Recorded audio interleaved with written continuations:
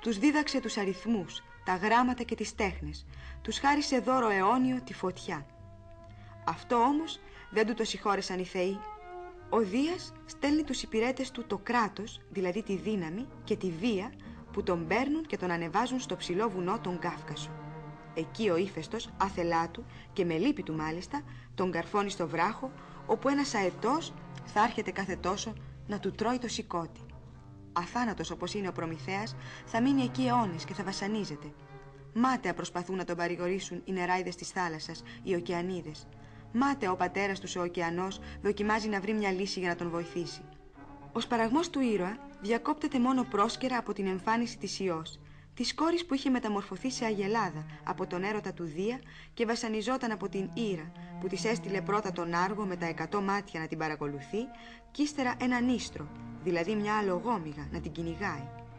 Ο Προμηθέας συμπονάει την Ιώ, της προφητεύει τα μελλοντικά της βάσανα, αλλά και τη λύτρωσή της, καθώς και το μακρινό απόγονό της, που κάποτε θα τον λυτρώσει και εκείνο.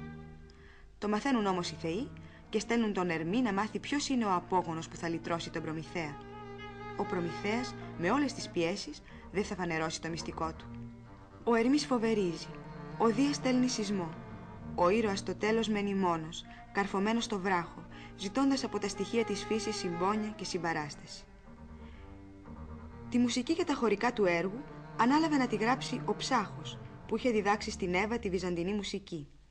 Τα βήματα και τις κινήσεις του χορού τα σχεδίασε η ίδια, ξεκινώντας από τους λαϊκούς ελληνικούς χορούς και από τις ζωγραφιές των Αγγείων. Οι κινήσεις είχαν στενή σχέση με τη μουσική, γιατί η Εύα πίστευε, όπως οι αρχαίοι, ότι μουσική, γυμναστική, χορός είναι ένα. Τα φορέματα των ωκεανίδων, που αποτελούσαν το χορό της τραγωδίας, με τόνους πράσινους και γαλάζιους σαν τα νερά της θάλασσας, είχαν διαφορετικά κεντήματα το καθένα. Όλα από το θαλασσινό κόσμο, κοράλια, κοχύλια, ψάρια. Τα κύρια πρόσωπα της τραγωδίας η Εύα προτίμησε να τα παρουσιάσει με μάσκες, όπως οι αρχαίοι. Η μάσκα στο αρχαίο θέατρο χρησίμευε για να δείχνει έντονα τα χαρακτηριστικά του προσώπου, όσο μακριά κι αν κάθονταν οι θεατές, και ακόμα για να δημιουργεί κάποια απόσταση ανάμεσα στο θεατή και στον ήρωα, κάποιο δέος, γιατί για τους αρχαίους το δράμα ήταν θρησκευτική πράξη και τα πρόσωπα ιερά. Αυτό βέβαια στερεί το θεατή από τις εκφραστικές αλλαγές του προσώπου, αλλά έτσι παίρνει την πρώτη θέση ο λόγος του ποιητή και η φωνή του ηθοποιού. Οι ωκεανίδες του χορού δεν φορούσαν μάσκες.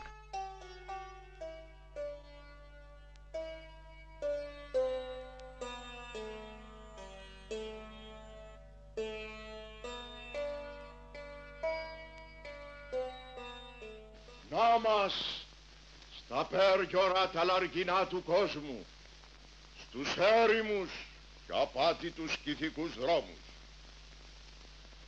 Τώρα δουλειά σου, Ήφαιστε, όσα ο πατέρας πρόσταξε να γνιαστείς, και τον άνομο τούτο στα βράχια, στους ψηλούς γκρεμνούς να πεδικλώσεις, μα λυσίδωνα σύντριφτα δεσμά τσαλένια, γιατί έκλεψε της πάντεχνης φωτιάς τη φλόγα. Κράτος και βία, για σας η προσταγή του Δία τέλειωσε και πια τίποτα δεν στέκει εμπόδιο. Μα εμέ δε μου βαστά η ψυχή, Θεός συγγενή μου, στάγριο τούτο ποροφάραγκο να δέσω, όμως να σφίξω την καρδιά μου ανάγκη πάσα, γιατί βαρύ είναι να ψηφώ του Δία το λόγο. Ω εσύ με τα υψηλά φρονήματά σου, τέκνο της ορθόβουλης Θέμιδας, θέλεις δε θέλω, σ' αυτή την έρμη την κορφή θα σε καρφώσω. Χτύπα τώρα γερά τα καρφιά πέρα ως πέρα, γιατί έχεις δύσκολο κριτής αυτό σου το έργο. Ταιριάζει η αλήθεια η γλώσσα σου με τη μορφή σου. Μεγαλοπιάνου τώρα εδώ, κι άρπαζε αν θέλεις τα τίμια των θεών να φέρνεις τους ανθρώπους. Και τι μπορούνε τάχα αυτοί να σε συντρέξουν στα βάσανά σου? Ψεύτικα οι θεοί σου δίνουν του Προμηθέα το όνομα, γιατί κι ο ίδιος χρειάζεσαι έναν άλλο να βρεις Προμηθέα για να θέλε ξεμπλέξεις από αυτές τις τέχνες.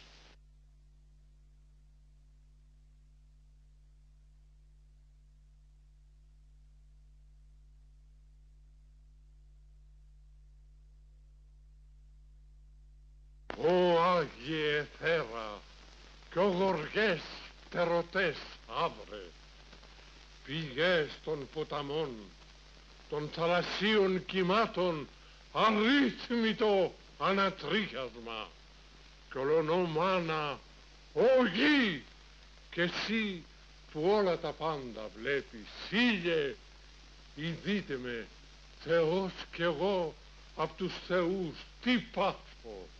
Μη φοβηθείς ολότελα, φίλοι είμαστε που ερχόμαστε σ' αυτό το βράχο, η συντροφιά μας. Με τις διπλογοργόστροφες πέφτοντας τις περώνες μας, μόλις και καταφέραμε τη γνώμη του πατέρα μας και κατά δω το φύσιμα τα ανέμου μας προφώτισε. Τα βλέπω Προμηθέα και μπροστά μάτια μου έτσι απλώθηκε μια καταχνιά θολή, γεμάτη με δάκρυα που είδα πως αυτόν επάνω το ξερόβραχο ξεραίνεται το σώμα σου.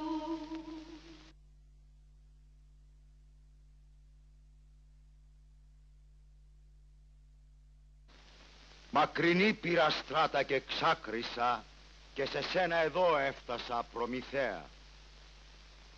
Έλα και πέ μου, τι πρέπει να κάνουμε, γιατί φίλο πως έχεις, ποτέ δεν θα πεις από μένα πιο βέβαιο τον ωκεανό. Χάρη σου το χρωστώ και δεν θα την ξεχάσω την τόση προτιμιά που δείχνεις. Όμως μην κοπιάζεις. Βλέπω με στέλνει ο λόγος σου από κήθε πούρθα. Πήγαινε, τράβα. Προμηθέα, την ασύνδρικη μοίρα τι σου θρηνώ κι απ' τα μάτια μου αμάστικο βρύση τρέχει και την όψη μου βρέχει δάκρυ θερμό, γιατί ο Δίας με νόμους δικούς του σκληρά κι αθέα αυτά κυβερνά και στους πρώτους θεούς με περήφανο χέρι.